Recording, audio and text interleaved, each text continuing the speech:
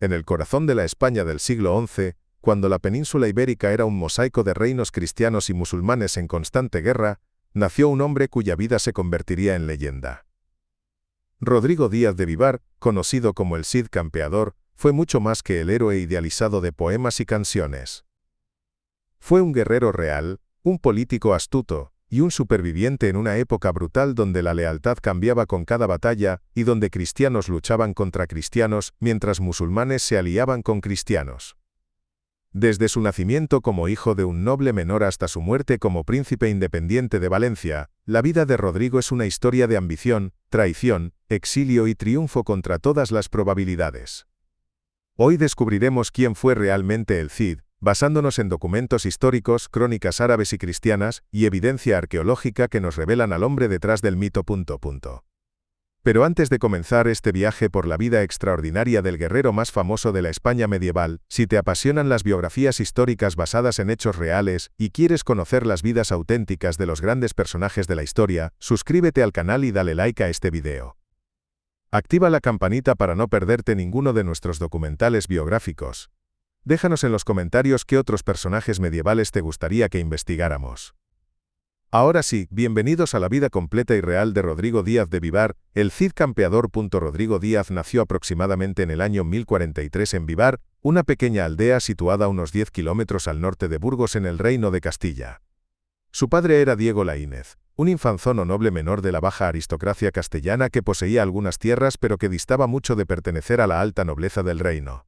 Su madre se llamaba Teresa Rodríguez, también de origen noble menor.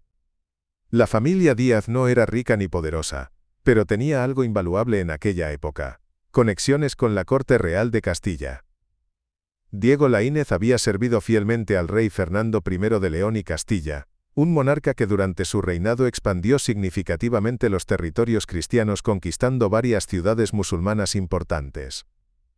Esta conexión familiar con la corte determinaría completamente el futuro del joven Rodrigo. Cuando Diego Laínez murió siendo Rodrigo todavía un niño, su viuda Teresa logró que su hijo fuera aceptado en la corte real, como paje del príncipe Sancho, el hijo mayor del rey Fernando y heredero al trono castellano. Esta fue una oportunidad extraordinaria que solo se presentaba a familias con las conexiones correctas. Rodrigo crecería literalmente junto al futuro rey, compartiendo su educación, sus entrenamientos militares y sus aventuras juveniles.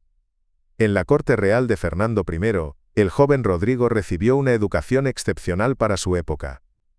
Aprendió a leer y escribir en latín y en romance castellano, una habilidad rara incluso entre la nobleza en el siglo XI cuando la mayoría de los caballeros eran completamente analfabetos. Estudió Derecho, Historia y las artes del gobierno, pero sobre todo fue entrenado intensivamente en las artes marciales. Los maestros de armas de la corte le enseñaron el manejo de la espada, la lanza, el arco, y todas las técnicas del combate montado que un caballero medieval necesitaba dominar. Rodrigo demostró un talento natural excepcional para el combate. Era físicamente fuerte, ágil, valiente, y poseía esa rara combinación de agresividad controlada y pensamiento táctico que distingue a los grandes comandantes militares. Más importante aún, desarrolló una amistad íntima con el príncipe Sancho, casi de su misma edad. Los dos muchachos se hicieron inseparables, una amistad que marcaría profundamente los primeros 30 años de la vida de Rodrigo. Esta relación personal con el futuro rey le daría a Rodrigo acceso a los niveles más altos del poder cuando Sancho ascendiera al trono. En diciembre de 1065, cuando Rodrigo tenía aproximadamente 22 años, el rey Fernando I murió después de un reinado exitoso de 25 años. Antes de morir, Fernando cometió lo que muchos historiadores consideran un error catastrófico. Dividió su reino entre sus 3 hijos varones según la antigua tradición visigoda. A Sancho el Mayor le dio el reino de Castilla.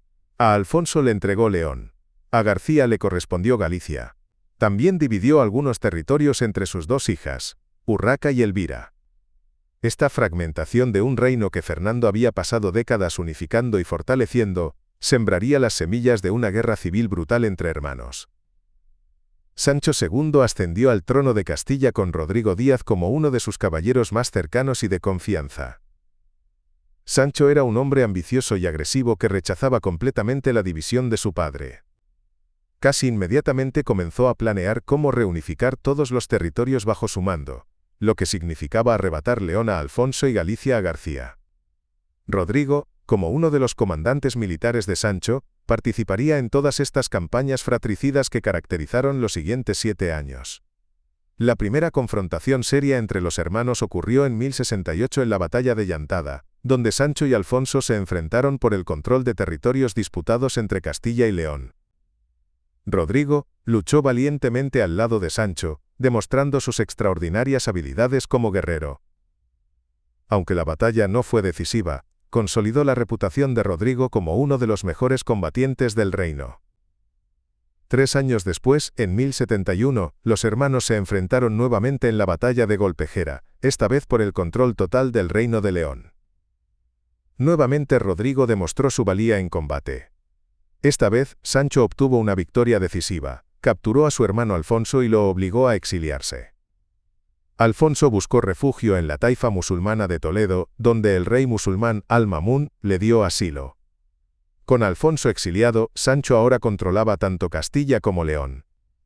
Luego dirigió su atención hacia su hermano menor García en Galicia. En 1072, Sancho invadió Galicia, derrotó a García y también lo envió al exilio. Ahora Sancho II controlaba los 3 reinos que habían pertenecido a su padre, aparentemente logrando su objetivo de reunificación. Rodrigo había sido un pilar fundamental de estas victorias, y su estrella ascendía rápidamente en la corte castellana. Sin embargo, el triunfo de Sancho sería efímero y terminaría en tragedia. En octubre de 1072, Sancho sitió la ciudad de Zamora, que se había rebelado apoyando a su hermana Urraca. Durante el asedio, un caballero zamorano llamado Bellido Dolfos salió de la ciudad fingiendo ser un desertor que traicionaría a Zamora. Sancho cabalgó con Bellido alejándose del campamento para inspeccionar supuestamente las defensas. De repente, Bellido clavó su lanza en la espalda de Sancho matándolo instantáneamente y luego huyó de regreso a las murallas de Zamora antes de que nadie pudiera detenerlo. El asesinato de Sancho fue un momento decisivo para España, y especialmente para Rodrigo. Su amigo, protector y rey, había muerto asesinado traidoramente. Rodrigo quedó devastado, pero su posición era ahora extremadamente precaria. El heredero natural era Alfonso, el hermano que Sancho había derrotado y exiliado apenas un año antes. Alfonso regresó de Toledo para reclamar no solo León sino también Castilla y Galicia. Alfonso VI fue coronado rey, pero los nobles castellanos, incluyendo a Rodrigo, exigieron que primero jurara públicamente que no había participado en el asesinato de Sancho. Esta ceremonia, conocida como la Jura de Santa Gadea, supuestamente tuvo lugar en Burgos. Según leyendas posteriores, Rodrigo habría sido duro durante la ceremonia, forzando a Alfonso a jurar 3 veces su inocencia.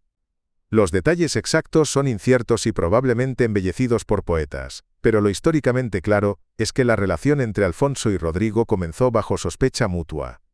Alfonso sospechaba que Rodrigo permanecía leal a Sancho. Rodrigo nunca confió completamente en Alfonso. A pesar de estas tensiones, Rodrigo continuó sirviendo a Alfonso porque era su deber como vasallo. Alfonso, reconociendo las habilidades militares de Rodrigo, lo mantuvo en su servicio. En 1074, Alfonso recompensó a Rodrigo con un matrimonio prestigioso casándolo con Jimena Díaz, sobrina del propio rey. Este matrimonio elevó significativamente el estatus de Rodrigo, transformándolo de noble menor en miembro de la aristocracia conectada directamente con la familia real. Rodrigo y Jimena tendrían 3 hijos: Diego, Cristina y María. Durante los años siguientes, Rodrigo sirvió a Alfonso en diversas capacidades militares, diplomáticas y administrativas. Alfonso estaba consolidando su poder y expandiendo agresivamente sus territorios hacia el sur, a expensas de las taifas musulmanas.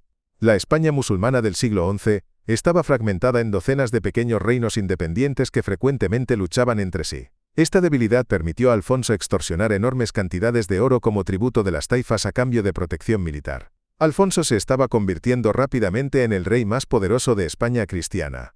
Sin embargo, en 1080, la relación entre Alfonso y Rodrigo se rompió debido a un incidente controvertido. En el verano de 1080, bandidos moros operando desde territorio de la taifa de Toledo, que estaba bajo protección de Alfonso, realizaron una incursión en Castilla, y saquearon el castillo de Gormaz. Rodrigo, enfurecido, reunió un ejército y cruzó a territorio toledano sin autorización del rey. Durante 3 días, las fuerzas de Rodrigo devastaron sistemáticamente el campo toledano, capturando prisioneros y tomando botín masivo. Esta acción puso a Alfonso en una posición política imposible. Toledo y su emir Al-Qadir pagaban tributo regular a Alfonso a cambio de protección. Al permitir que Rodrigo atacara territorio toledano sin castigo, Alfonso parecería débil e incapaz de proteger a sus propios vasallos. Los otros emires que pagaban tributo podrían decidir que su protección no valía el oro. Alfonso no tuvo opción excepto castigar a Rodrigo severamente.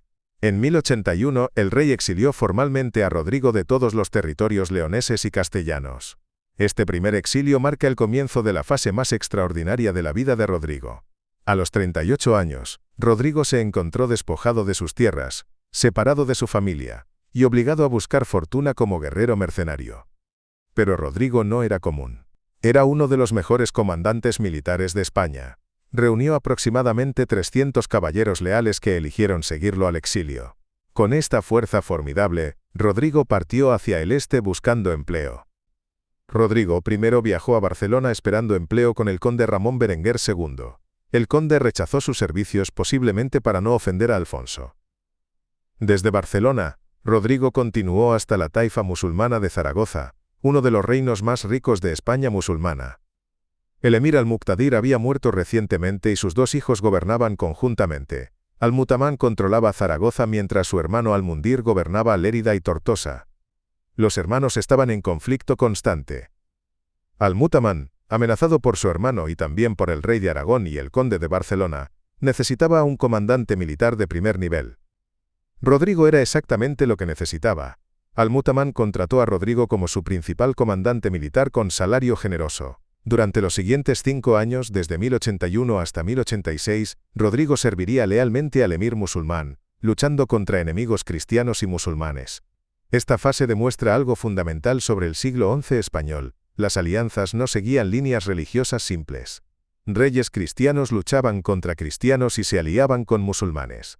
Emires musulmanes luchaban contra musulmanes y contrataban guerreros cristianos. En el verano de 1082, Al-Mundir formó una coalición contra Zaragoza incluyendo al rey Sancho Ramírez de Aragón y al conde Ramón Berenguer de Barcelona. Al-Mundir invadió territorio de su hermano con este ejército cristiano musulmán. Rodrigo organizó brillantemente la defensa. Refortificó castillos clave y reunió una fuerza combinando sus caballeros castellanos con tropas musulmanas. Los ejércitos se encontraron en batalla cerca de Almenar. Rodrigo derrotó completamente a la coalición enemiga capturando al conde de Barcelona, el mismo que había rechazado contratarlo un año antes. Rodrigo regresó triunfante a Zaragoza donde Al-Mutamán lo recibió como héroe con enormes recompensas. Rodrigo trató al conde capturado con honores debidos a su rango. Después de recibir rescate apropiado, Rodrigo lo liberó. Este comportamiento caballeresco hacia enemigos capturados se convertiría en característica distintiva de Rodrigo. Durante los siguientes 4 años, Rodrigo derrotó repetidamente los esfuerzos del rey de Aragón y el conde de Barcelona por conquistar Zaragoza. Durante este periodo de servicio en Zaragoza, Rodrigo adquirió su famoso título, el Cidi. La palabra deriva del árabe dialectal Sidi, o Sayyidi, que significa mi señor. Era un título de respeto que soldados musulmanes bajo su mando le dieron reconociendo su liderazgo superior. El título se fusionó con el apodo español campeador, derivado del latín campi doctor, que significa maestro del campo de batalla. Así Rodrigo se convirtió en el Cid campeador. Un aspecto fascinante revelado por fuentes árabes es su aprecio por la literatura. El historiador musulmán Ibn Basam escribió que Rodrigo era hombre cultivado a quien le gustaba que le leyeran libros. Cuando le leían historias sobre antiguos héroes guerreros árabes, especialmente Antaraj ibn Shaddad, Rodrigo quedaba fascinado y expresaba admiración profunda. Este detalle muestra que Rodrigo era un hombre educado con intereses intelectuales más allá de hazañas marciales. Durante su servicio en Zaragoza, Rodrigo demostró otra cualidad notable. Aunque servía a señor musulmán y luchaba contra reyes cristianos, nunca olvidó su lealtad última a Alfonso VI. Cuando Alfonso sitió Zaragoza en 1085, Rodrigo se negó a ayudar a Al-Mustaín II a defender la ciudad contra su rey natural.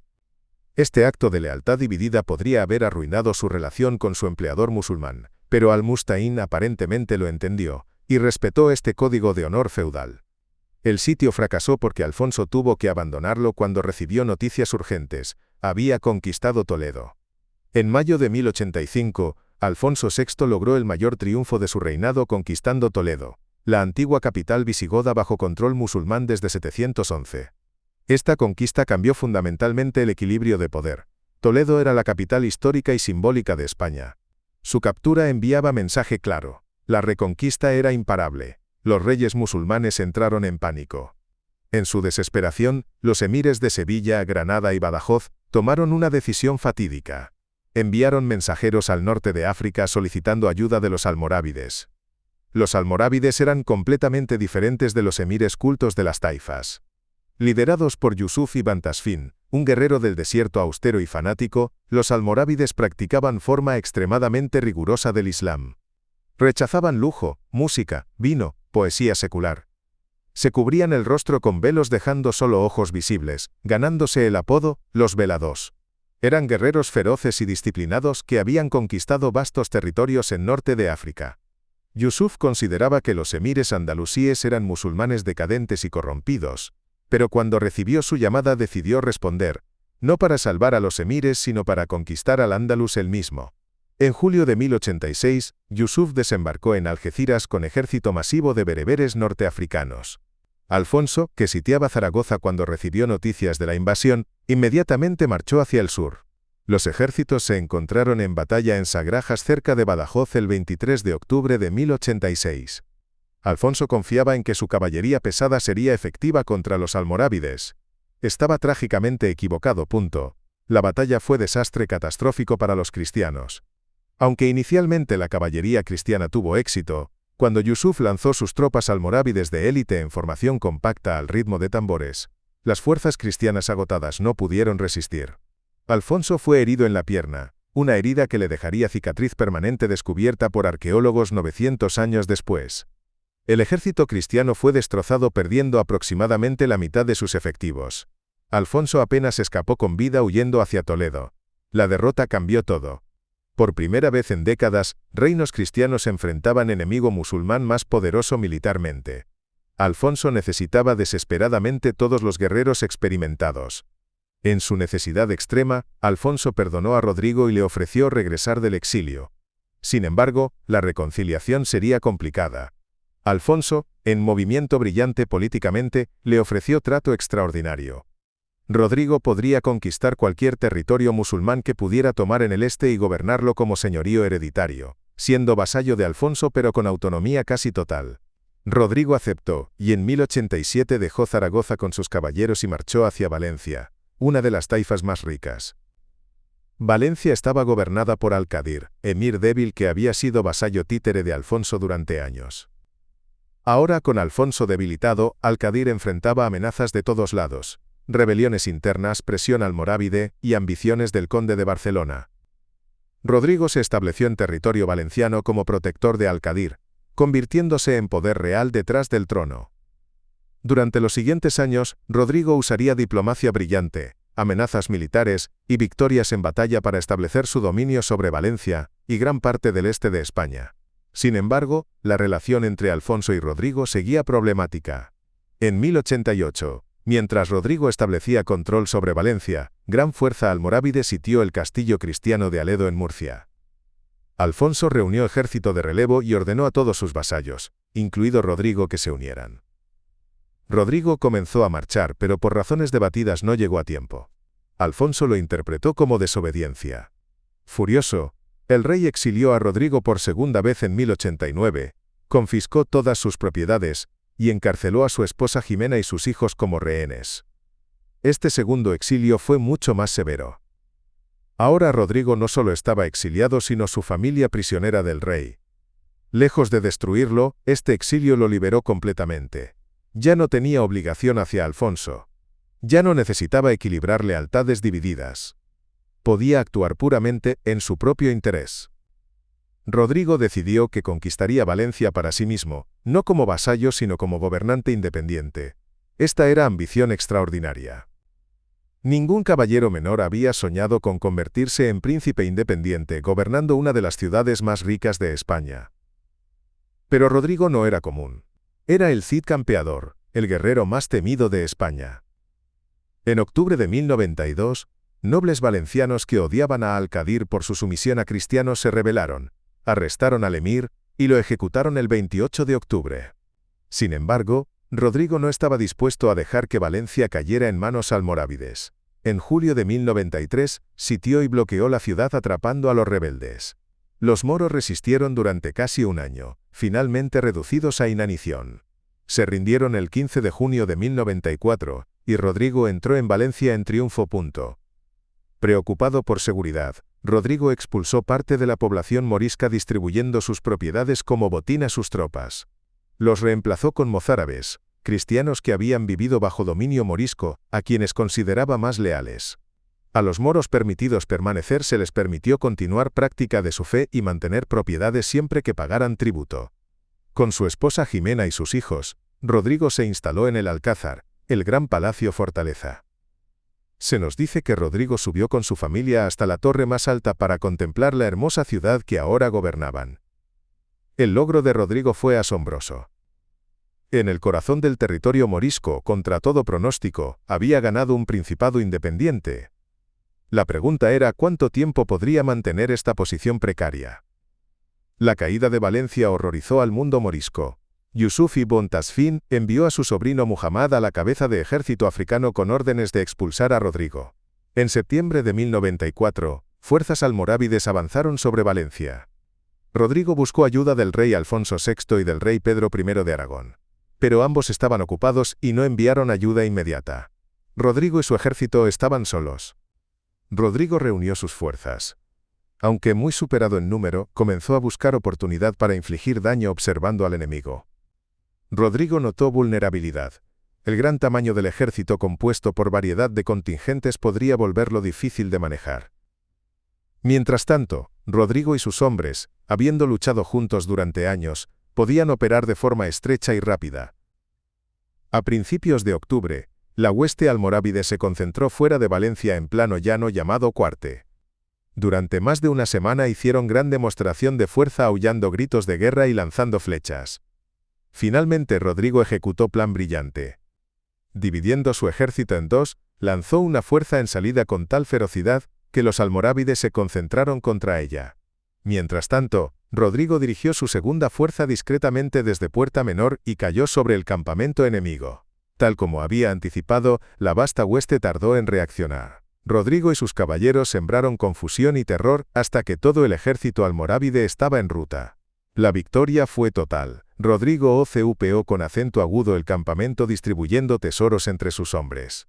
La batalla de Cuarte fue la primera derrota sufrida por almorávides desde su llegada a España. En noviembre de 1096, el rey Pedro I de Aragón conquistó Huesca, lo que le permitió unirse a Rodrigo en operaciones conjuntas. Acordaron combinar ejércitos y reforzar la frontera sur. El castillo de Benicadell, en colinas entre Valencia y Denia, protegía el acceso sur a Valencia. Rodrigo lo había restaurado en 1091. Mientras Rodrigo y el rey Pedro marchaban hacia el sur con sus ejércitos, se toparon con hueste almorávide liderada por Muhammad ibn Tasfin, sobrino de Yusuf. Rodrigo había derrotado a Muhammad antes en Cuarte. Muhammad superaba en número a Rodrigo y el rey. Suministraron el castillo y luego giraron rápidamente hacia el este, hacia la costa mediterránea, con esperanza de atacar al norte de regreso a territorio valenciano. Pero Muhammad, decidido a cortarles el paso, marchó rápidamente para superarlos. Cuando Pedro y Rodrigo llegaron a Bairén, encontraron fuerzas almorávides ocupando terreno alto cerca del mar. Barcos almorávides también habían llegado desde su puerto en Almería. Rodrigo y el rey encontraron sus tropas atrapadas entre caballería bereber en terreno alto y la costa desde la cual arqueros los bombardeaban. Era situación desesperada. Pero Rodrigo sabía que su única oportunidad era luchar. Cabalgó entre sus tropas pronunciando discurso entusiasta y ordenándoles prepararse. La estrategia de Rodrigo fue audaz pero brillante. Comenzó su ataque liderando caballeros cristianos en carga repentina directamente al centro almorávide. El movimiento fue tan audaz que había sido totalmente inesperado. Muhammad observó en silencio atónito cómo esta pequeña caballería cristiana irrumpía en su ejército. Pero el ataque fue feroz y, para sorpresa de Muhammad, fueron sus propios hombres los que flaquearon. El centro almorávide se rompió y las divisiones sufrieron grandes bajas. Al mediodía, los almorávides estaban en ruta completa con muchos supervivientes saltando al mar intentando alcanzar sus barcos. Rodrigo y Pedro habían logrado victoria total, aniquilando virtualmente al ejército de Muhammad. Regresaron a Valencia cargados con botín alabando a Dios. Desde que habían derrotado al rey de Castilla en Sagrajas en 1086, los almorávides habían sido el enemigo más peligroso de los reinos cristianos. Ahora una vez más Rodrigo había demostrado que este enemigo no era invencible. Su victoria fue ampliamente celebrada. Uno de los caballeros presentes en Bairén había sido el hermano menor del rey Pedro, Alfonso, el futuro rey Alfonso el Batallador de Aragón, que un día conquistaría Zaragoza. Sin duda el joven Alfonso aprendió mucho ese día del caballero más legendario de España. Rodrigo continuaría gobernando Valencia hasta que finalmente murió el 10 de julio de 1099, 5 días antes de que los primeros cruzados lejos en Palestina conquistaran Jerusalén. Con su fallecimiento, el futuro de Valencia se puso en duda porque su único hijo Diego ya había muerto luchando contra los moros.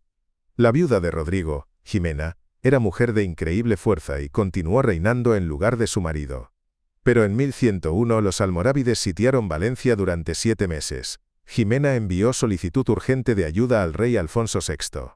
Cuando Alfonso avanzó sobre la ciudad, los almorávides se retiraron, pero Alfonso concluyó que Valencia estaba demasiado alejada del resto de España cristiana para ser defendible a largo plazo.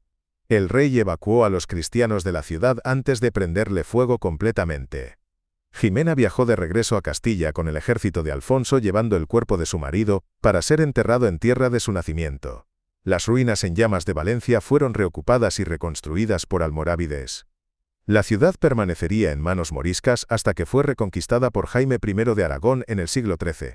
La carrera de Rodrigo Díaz de Vivar es una de las más sorprendentes y aventureras de la época medieval. Desde leal servidor del rey de Castilla hasta capitán mercenario del emir de Zaragoza hasta príncipe independiente de Valencia, demostró ser uno de los militares más talentosos de su edad. Sus impactantes victorias lo convirtieron en una de las grandes leyendas de la poesía y canción medieval. Hoy su nombre es sinónimo de la caballería española.